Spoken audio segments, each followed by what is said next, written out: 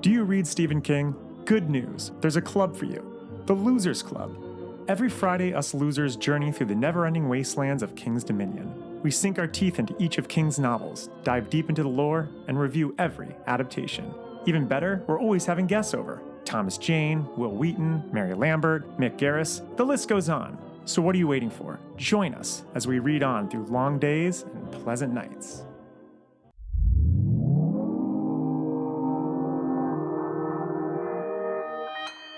Consequence Podcast Network.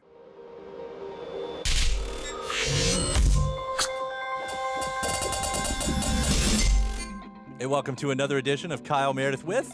It's an interview series presented by WFPK Independent Louisville at WFPK.org, Consequence of Sound, and the Consequence Podcast Network. I hope you're already a subscriber to the series, but of course, if you're not, this is the moment. This is the moment where you hit the subscribe button before we get started here to keep up. Multiple interviews every week, at least like 3 a week, and sometimes even more than that.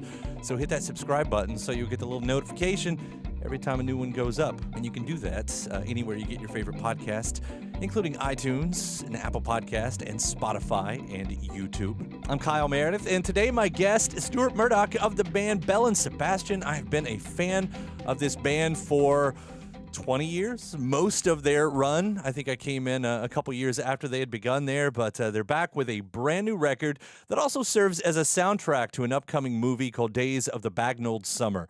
We're going to talk about the background of how they got involved and what the movie is, which is, we hear, an indie movie about a heavy metal loving kid having to spend some forced time with his mom. And I know what you're thinking. Heavy metal and Belle Sebastian makes perfect sense. And Stuart will tell you that he definitely agrees. We'll have some discussion on the coming-of-age genre and why it works so well with Belle Sebastian music. And some of the songs, of course, from this record, like the instrumental Jill Pole, the single Sister Buddha, and a pair of tracks that actually come from earlier in their catalog that have been re-recorded, talking about Get Me Away From Here, I'm Dying, and I Know Where the Summer Goes. Now, when we recorded this, they were about to set sail on a floating festival trip they called their Bodhi Weekender. And of course, by the time this posts, that will have already happened, but you'll hear about a little bit about that festival that went on and how they had planned it. And one of the things that was going on the boat trip was they were going to play their fourth album in full. Earlier this summer at the Pitchfork Festival, they had also played If You're Feeling Sinister in its entirety. So there's some discussion about how those albums speak to them today. And of course, we'll ask the question of when we can expect the next record, because it's always about the next record, and give me more and more and more. It's Kyle Meredith with Stuart Murdoch of Belle Sebastian. Yeah, I'm pretty good. I got to say, what an honor it is to talk to you. I've always been a fan and always enjoy what you all are doing. And this new record, soundtrack, however you want to categorize it, with Days of Bagnold Summer is no exception.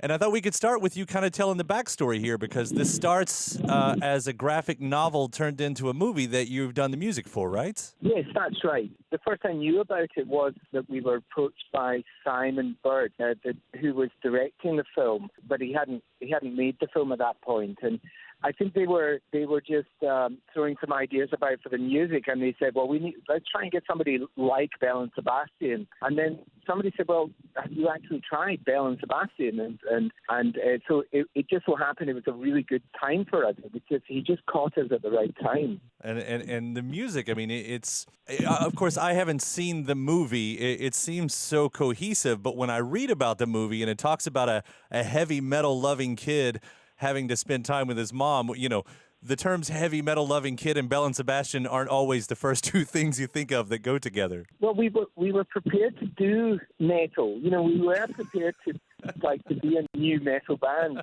for the movie, but in the end, they used some young metal band, you know, for some of the music. Did the storyline kind of direct you of how to write and what style to write, though? You know what? It was a very happy sort of collaboration for me, because you know, I just downloaded the comic novel. I didn't even read the script. I just read the novel on the Friday, and it just so happened that I had been going through some old tapes, like going back 20 years, and it just seemed immediately to match the mood of what I was reading. So I think by the Monday, my ideas were all sort of lined up.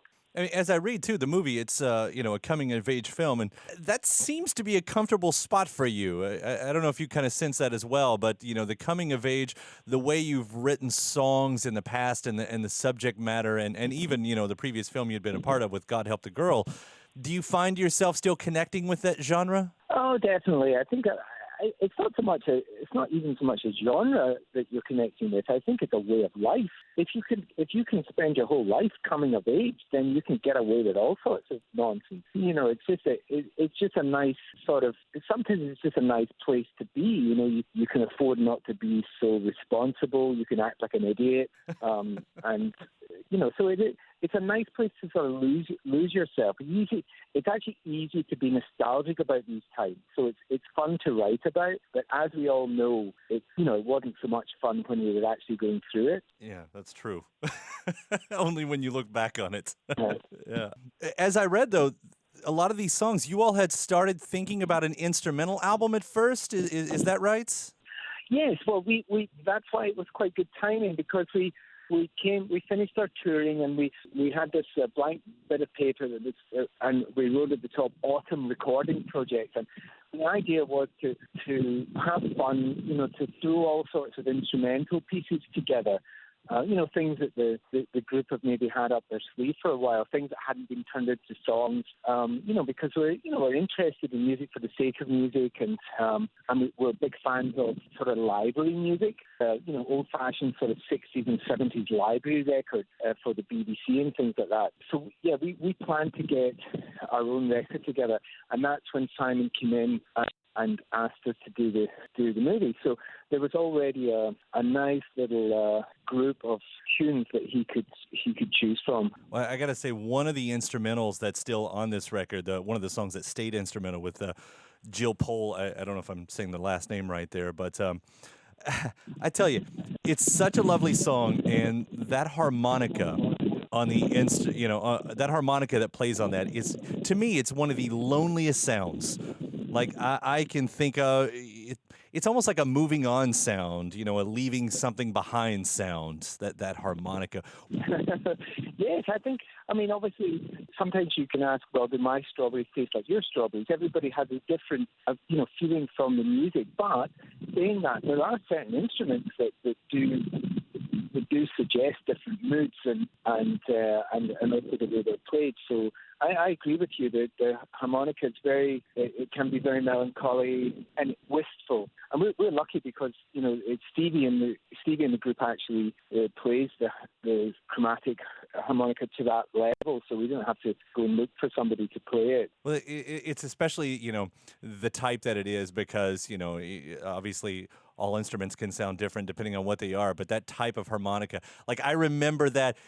To me, it's like every time I think about a movie in the late 70s or early 80s when someone is on a road trip and they're leaving everything behind, it's that harmonica, that sound, that specific one that's soundtracking it. No, definitely. And it's like for instance, there's a British filmmaker called Mike Leigh, and he has a certain tone with his films, and I just love his films. And as soon as you hear that first cello come in, it's almost like a Pavlovian reaction. I feel emotional as soon as I hear that first cello coming in, and I know that I'm in for a kind of emotional roller coaster.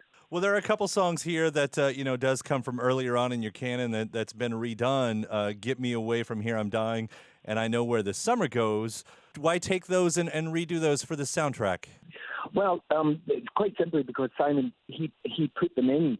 He was quite certain he wanted to use those tunes. For us, it was more satisfactory to just throw down some new versions for him. It was fun to do. I think especially I Know Where the Summer Goes. We've actually been playing that song quite a lot recently with a slightly kind of beefier arrangement with the piano and stuff. So it was fun to put that one down. And then there's just even the practicalities of kind of, we were sort of trying to do him a favour. It's actually cheaper. It was cheaper for us to re-record than for him to license our earlier records. So it was more satisfactory. Do you have the itch like some artists do to go back and rewrite some of your earliest songs? Does that stay around and this give you the excuse for that? Well, not rewrite, and very rarely replay even. But it does, on this occasion, it did give us an excuse, to re-record a couple, which was fun, but also it's quick. I think if you spent too long, then you would quickly take the fun away from it. But it was more like doing a radio session. You just go in and you play it live. Well, I love how those have turned out too, being some old favorites. But flipping that, to one of the newer songs, Sister Buddha, though as I read, this is a song that also falls out the natural storyline, because I guess you didn't write it specifically for the movie? Yeah, that's right. Actually, that was part of the instrumental process. But if they turned into songs, then obviously you don't complain. It was a couple of instrumental pieces that I jammed together, and then I just happened to write the words from. But it was in the same folder, and Simon happened to hear it, and he was just like, I don't know where I'm going to put it, but I just want that for the film. So we said, well, that's okay. You've caught us at the right time, so you can have it. It is one of the catchiest songs that you've ever done as far as earworms go, and we absolutely love it around here. Oh, great. Yeah. Fantastic. It's an interesting seg, too, because, with that word Buddha in there, you've got the Bodhi Weekender coming up. You're going to be doing the festival out on the open waters, and as I read, you have a Buddhist nun that's going to be there. Yeah, that's right. No, it's we're off in 2 days actually, and my friend Kelsang Magic is coming on the boat, and this is going to be. I like that notion of getting some wisdom and some philosophy in there at the back door, maybe when people don't expect it. Especially when they can't get. I was going to say when they can't go anywhere anyway. They're kind of poised with having to think through all of that. They're captive. They're not going anywhere. Exactly. This does sound fun, though. Of course, we've heard of some other bands doing this, but yours seems a bit grander in scale. How many artists do you have on this trip? Oh yeah, there is about 20, 25 different artists, and I think the notion for us was always to get a floating festival. I know that they started doing this in the Caribbean, but like they have the Kiss boat or the Bon Jovi boat or something like that. But our notion was always to bring a bunch of friends along and kind of mix it up, and you never know what's going to happen. I like the notion that we're all stuck together because sometimes these days when you're at festivals, sometimes you don't really get time to see the other bands and spend time with them. But that's going to be the most fun on this trip. I'll kind of wrap up here with Pitchfork Festival not happening long ago, kind of bridging the past to the present. You all had played If You're Feeling Sinister. I think you're playing another album in full on the boat trip, right? Yes, playing our fourth LP, yeah. Do you find that, when you get to put, the album in its entirety in a new live context, are these albums saying anything different to you today than what they said, 20 plus years ago? Well, we've only actually performed. Oh no, we did do Tagamilk once, and we've done Sinister a couple of times. Well, you know what? Maybe it's not so profound for us than it is for other bands, because quite often we revisit these songs, in our regular set. But when we did put them together and played them in Chicago, it was quite a joyful thing for me. It was revisiting a time that was, like I hinted at before, that was full of confusion and very emotional time. But when you actually look back on it, it's much funner to look back on that time than it was maybe to be in it. So it was kind of joyful. I wouldn't want to perform the records in full very often, because that would take the fun out of it. But I've enjoyed every time we've done it. It was interesting. I was talking with Danny Harrison the other day, and his philosophy, which sounds like it might be different from yours, is he says an album isn't complete until you've played it live from front to back. So I know for some that's really important. Wow. Okay. Well, we are quite the opposite. It's funny because we were just having a conversation about where pop's going and rock's going and what people are doing. And I had to admit that we never really tour an LP. We never perform an LP. Once we release a record, we kind of throw a couple of songs apologetically into the set list. But we never do this is our new album, we're going to play it, We just tend to mix it up. So that's never been a thing for us. As far as that new album, of course, that's usually where I think us interviewers in this, but I heard that you were working on another album the same time as the soundtrack to Bagnold Summer. Is there any ETA on that? Oh yeah, well that's the instrumental project. That I see. That before, but which roughly speaking might come out as a series of EPs.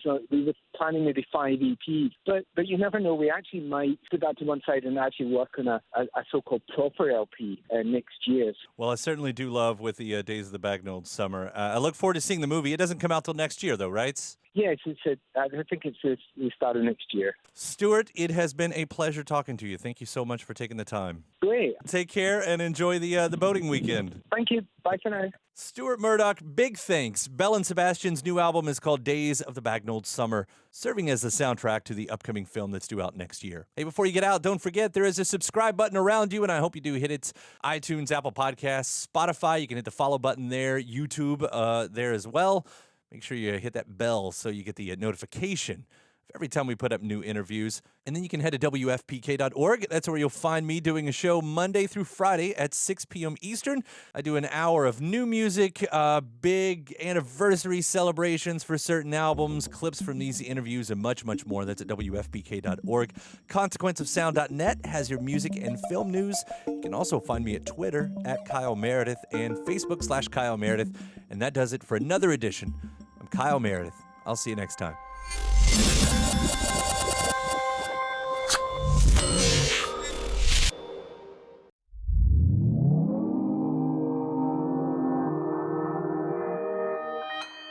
Consequence Podcast Network.